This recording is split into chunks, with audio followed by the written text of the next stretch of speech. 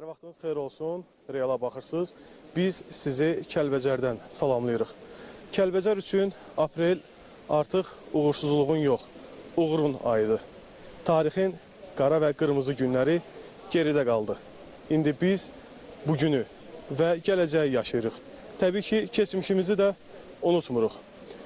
Bugün daha 113 nəfər, 27 ailə Kəlbəcərə, öz doğma yurduna geri qayıtdı. Bu, əlbəttə ki, böyük bir bəxtəvərlik və xoşbəxtlikdir. 30 illik həsrətdən sonra yenidən bura qayıtmaq təbii ki, səadətin özüdür.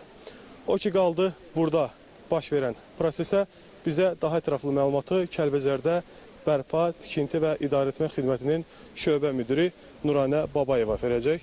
Nuranə xanım, xoş gördük sizi. Nə xoş ki, biz bu günləri Kəlbəcərdəyik və sizinlə Kəlbəcərdə söhbət edirik. Daha 27 ailənin, yəni 113 nəfərin ürəyi yenidən Kəlbəcərdə döyünəcək.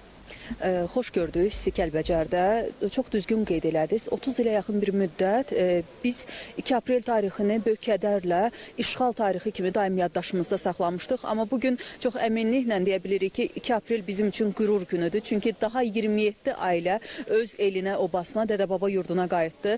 Bildiyiniz kimi Kəlbəcər şəhərinin 1-ci yaşayış məhəlləsinin 1-ci mərhələsi üzrə burada yerləşən binalara köç kərvanı ilə gələn sakinlərimiz bu müasir şəhərsalma prinsipi əsasında ucaldılan binalarda mənzillərlə təmin olunublar. Mənzillərin hər biri kəsintisiz olaraq su, işıq, qaz, istilik sistemi, həmçinin yüksək sürətli internetlə təmin olunub.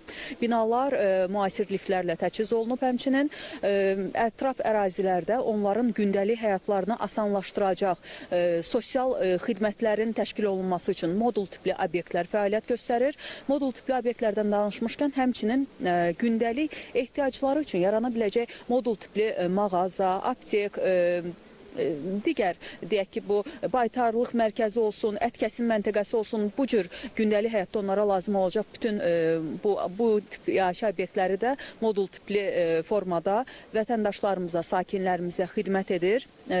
Belə.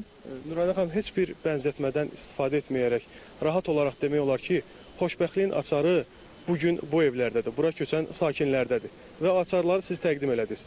Bəli, açarların təqdim olunması xoşbəxtliklə yanaşı sizin də bayaq qeyd etdiyiniz kimi dövlətimizin uğurlu şəkildə davam etdirdiyi böyük qayıdış prosesinin nəticəsidir ki, biz bugün çox əminliklə deyə bilərik ki, istər tunel qətliamında, istər Ağdaban faciəsində, istər Başlıbel faciəsində həyatını itirən soydaşlarımızın ruhu təsəlli tapıb, onların xatirəsi yaddaşlarımızdan silinməyib.